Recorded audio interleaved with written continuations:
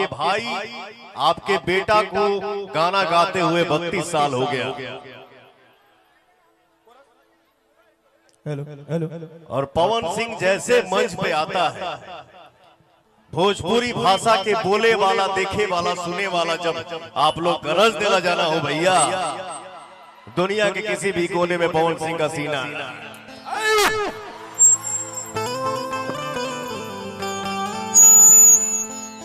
अरे हरन मत मार, हरन के मारे के, हरन के मारे के। आज यूट्यूब के दुनिया, म्यूजिक वीडियो की दुनिया, भोजपुरी फिल्म के दुनिया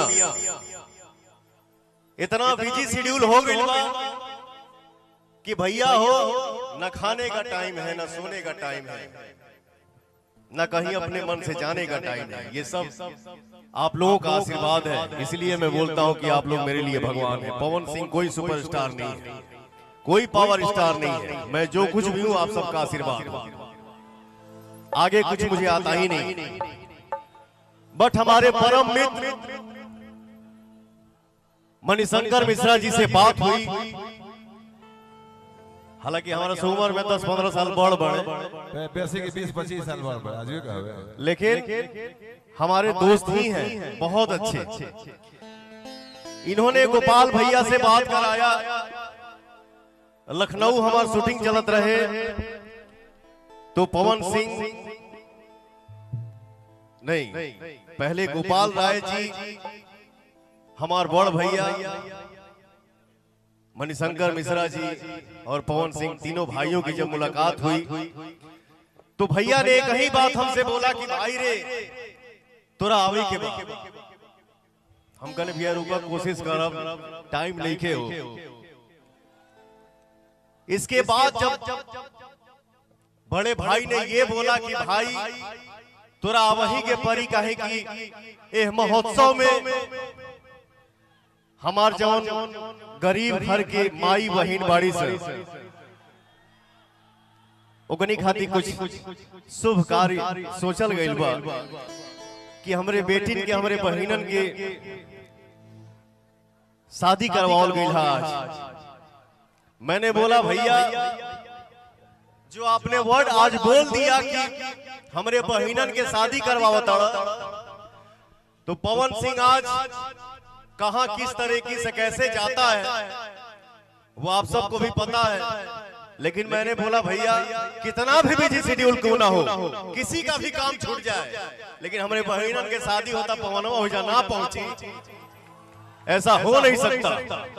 और पवन सिंह यहाँ पैसा लेके नहीं आएगा, अपने बहिनन के शादी में मदद भी करेगा।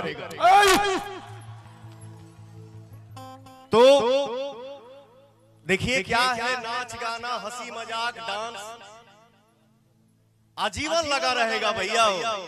लेकिन गोपाल भैया आपके सोच को मैं नतमस्तक प्रणाम करता हूं कि इस महोत्सव के जरिए आप हमरे बहिनन के इतना शुभ, इसको पूजा बोलते हैं।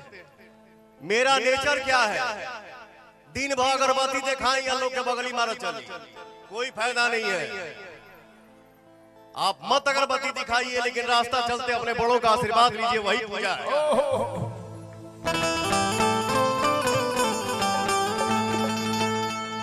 तो एक बार मैं चाहूंगा, ये महोत्सव बहुत साल से हो रहा है, लेकिन आज भी इतना एनर्जी जो मैं देख रहा हूं, मैं भी बहुत थका हुआ हूं, सोए हुए 1 हफ्ता हो गया। बट आप लोगों को देखता हूं तो एक बार चिराई का बड़ा बड़ा कुल फाट फूट। चाहूंगा ये महोत्सव में इतना शुभ कार्य करने के लिए हमारे बड़े भैया सुपरस्टार, इनके लिए बहुत कम होगा। मैं सिर्फ यही बोलूंगा कि हमारे बड़का भैया गोपाल राय जी गायक, बहुत सुंदर, बहुत सुंदर, बहुत सुंदर और बहुत अच्छे नायक और एक बहुत अच्छे इंसान के लिए चारों तरफ से जोरदार ताली हो जाए भैया।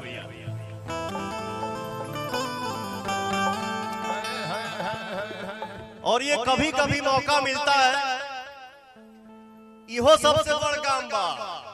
कौनों के फुर्सत नहीं के, कौनों के खाहू का टाइम नहीं के, इतना बिजी बने।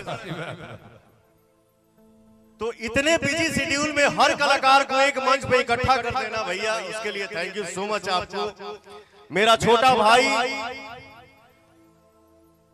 मेरा राजा है, भोजपुरी का राजा है। मुझे लगता है कि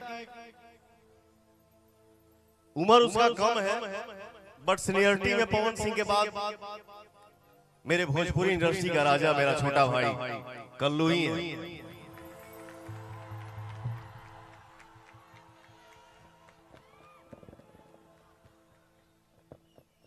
हम के आज भी वो दिन याद बा जब हम लोग गठबंधन फिल्म के गठबंधन प्यार फिल्म के शूटिंग करत रही जा, तो जब हम अपने रूम में जाए ना शूटिंग वहां करके, तो भाग के हमारे रूम में आ जाए। इतना छोटा था, हम को ढेर बड़ा रही, ये इतना था, मैं इतना था। तो हम लोग हमके बहुत जगह से सुनने को मिलता था कि ये भाई पवन जी आपका एक चेला है यार, आपका बड़ी नाम लेता है। हम कौन चेला है? तो कल्लू नाम का एक हीरो है, कल्लू नाम का एक सिंगर है। मैं बोला यार ये इंसान का संस्कार कितना बड़ा है, न कभी मिला है न कभी हारमोनियम के सामने बैठा है, फिर भी पवन सिंह को अपना गुरु मानता है। लव यू बेटा, थैंक यू सो मच।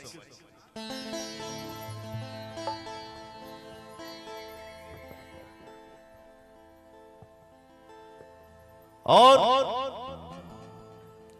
हड़बड़ाई जामत, नाच गाना सब होई, बट आज हमारे हिसाब से थोड़ा देर, क्योंकि देखिए दुनिया में आदमी हर तरह का मंच अटेंड करता है, लेकिन ऐसा भाव और ऐसा माहौल कहीं कहीं देखने को मिलता है। तो हड़बड़ाइएगा नहीं भैया, चाचा, भाई, संगतिया, दोस्त, हमार माई बहन बैठल बाड़ी जाए, बस आशीर्वाद बनौले रहो सरे। कान में जब आवे लगे, जब चली पवन तक रोकी कवा का, अरे आगे बोल, रोकी कवा, ये हुई बात। हमारा प्यारा भाई, हमारा राजा भाई,